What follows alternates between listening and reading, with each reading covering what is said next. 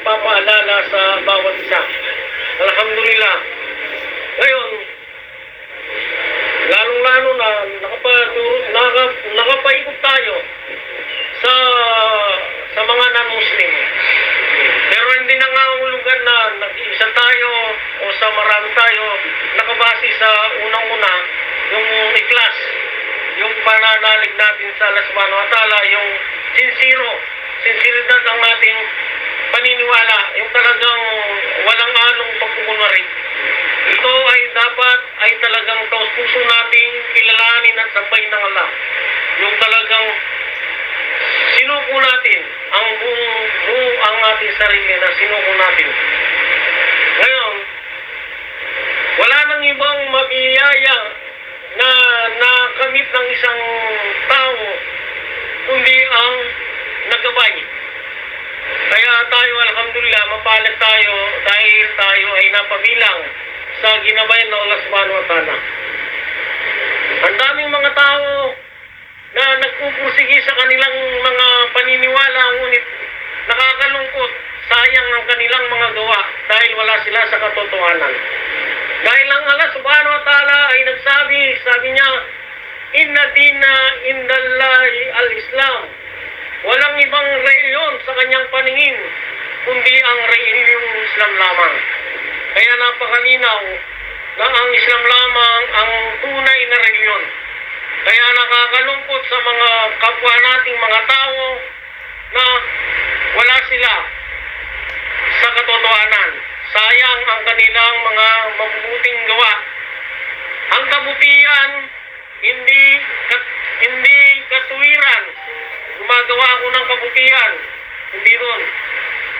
Alam natin, ang kabutihan bago tatanggapin ng Allah ay dapat yung ikhlas, yung sincere ka sa Kanya na taos-puso ka na ginagawa mo para lamang sa Kanya at sa pamamaraan ng Kanyang uling sugo at propeta na si Propeta Muhammad sallallahu alaihi wasallam. Yan, bago tatanggapin ang Kanyang ang gawa ng isang tao. Kaya sa atin, alhamdulillah, bilang paalala sa akin at sa inyo, brothers at sister, ang pangananampalataya ang tanging ibinigay lamang ng Allah subhanahu wa ta'ala na siya na mismo at lahat ng kanyang mga sugo at propeta. Ito ang kanilang itinuro sa mga tao sa buong sangkatauhan. Hanggang sa huli-hulihang sugo na si Propeta Muhammad sallallahu alaihi wasallam, ang Islam lamang ang tunay na kanilang pinangaral at itinuro dahil ito ay galing sa Allah.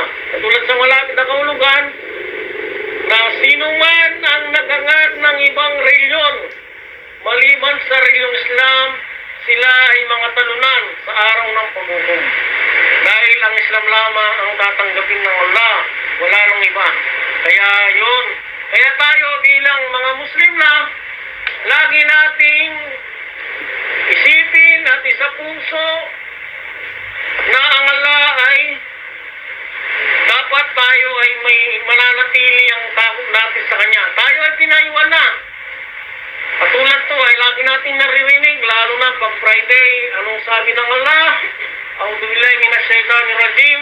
Ya ayyuhalladhina amanu ittaqullah haqqa tuqatih wa la tamunna illa wa antum muslimun.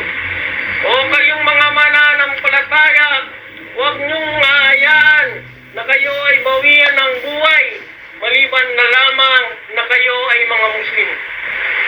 Kaya dito mga kapatid, kung tayo ay nag-Muslim na, nagabayan na tayo, huwag na nating hayaan na mawala pa sa atin to. Pangalagaan na natin to, lagi natin ang tulong ng Allah subhanahu wa ta'ala hanggang tayo ay nandito sa mundo ay mananatili na tayo ay mga Muslim. Dahil kung ito ay binaliwala natin, mawawalang saysay ang mga naumpisan natin, yung mga naunang nagawa natin kabutihan. At kung ito ay isang segundo lamang at lumabas tayo sa pananampalatayang Islam, mamamatay, ito ay malaking pananagutan. ito ang nakakalungkot sa atin. Dahil doon, kapag ang tao ay namatay na, hindi na makakabalik pa muli dito sa mundo. Kaya habang nandito tayo sa mundo, lagi nating hingin ang tulong ng Allah na tayo ay lalong maging masigasig sa mga kanyang mga pinag-uutos tulad ng pagdarasal, paggawa ng kabutihan at pag-iwas sa mga kanyang mga pinagbabawal. Para tayo ay maging matagumpay at ito ay hindi masasayang.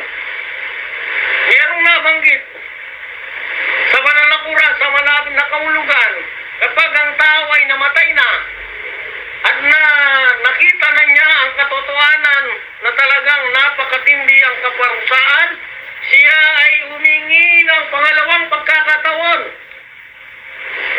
Anong pagkakataon? Para siya ay makagawa lamang ng kabutihan at magdasal ng 5 beses. Dahil nung siya'y nabubuhay, hindi niya ginampanan. Binaliwala niya yun. Kaya humingi siya ng pagkakataon. Pero sabi ng Allah, wala na. Kaya ang ating mahal na propeta Muhammad sallallahu alaihi wasallam ay nagbigay ng paalala sa atin. Anong sabi niya? Samantalin nyo ang 5 bagay bago dumating ang 5 bagay. Ano ang unang bagay na dapat natin? Katulad sa mga kabataan, habang sila ay bata pa, samantalain ang maraming pagsunod sa Allah, pagsasala, paggawa ng kabutihan, at pag-iwas sa mga kasamaan bago dumating ang katandaan. Pangalawa, habang may panahon, oras, bago dumating ang tayo ay naging busy. Tulad natin, marami pa tayong oras. Samantalain natin itong oras na ibinigay ng Allah na sumamba lamang at gumawa ng kabutihan. Dahil kapag busy na ang isang tao, hindi na niya masasabi na yung katulad ng maraming oras. Isa pa, habang tayo ay mayaman, bago dumating ang kahirapan. Katulad ng mga may kakayaan, samantalay nilang magbigay ng tawang gawa. Gumawa ng maraming mga kinalulungkod ng Allah subhanahu wa ta'ala. Katulad ng mga magpapatayo ng madrasa, masjid, kung meron silang mga yaman, igugol nila ron. Hindi ito ay masasayang hanggang sila ay mamamatay, mawawala na rito sa mundo. Ito ay tuloy-tuloy na gantimpala na tinatawag na Zakatul Jariyah. Kaya yun, kaya sabi ng Propeta Muhammad sallallahu alaihi wasallam, mas mainam yung nagbigay ka ng isang kusing kapag nandun ka sa katayuan na ikaw ay malakas, kaysa yung ikaw ay nasa kainaan dahil malaki. Ang naibigay mo, mas may daw yung isang kusing na galing sa puso mo na binigay mo ang gawa. At isa pa, ang iyong kalusugan.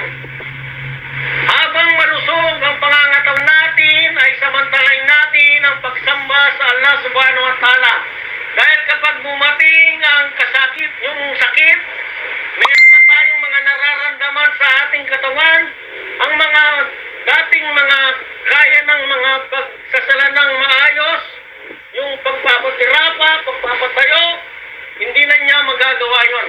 Ako, naranasan ko, kahit bata pa ako, kapag dumating yung arthritis ng paa ko, yung dati kong ikinikilos nung wala akong nararamdaman, ay hindi ko magagawa kapag may nakasumpong arthritis. Kaya yun ang payo ng ating mahal na propeta Muhammad sallallahu alaihi wasallam na samantalain na habang malusog tayo. Kapag dumating na ang may karamdaman at sakit, sila ay gusto nilang kumilos, sila ay nakahiga na lang kumisan o nakaupo, paralisado na. Hindi na niya makakilos-kilos yung mga katawan niya katulad ng siya ay malusog.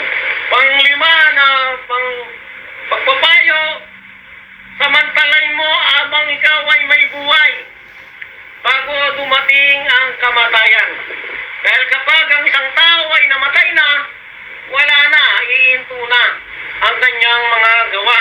Maliban lamang doon sa nabanggit sa 3. Yung mayroong mga matutuwid na anak, yung sali-salihat, at saka yung nagbigay ng kaalaman ng dahil sa Allah na napakinabangan ng mga tao. at saka yung nagbigay ng mga sa katuljarya. Yung kapakipakinabang tulad ng masjid, mga hospital, mga eskwelahan, yung talagang maraming nakikinabang kahit yung tatlo na yon, kahit wala ka na, tuloy-tuloy ang gantimpala mo. Kaya mga kapatid,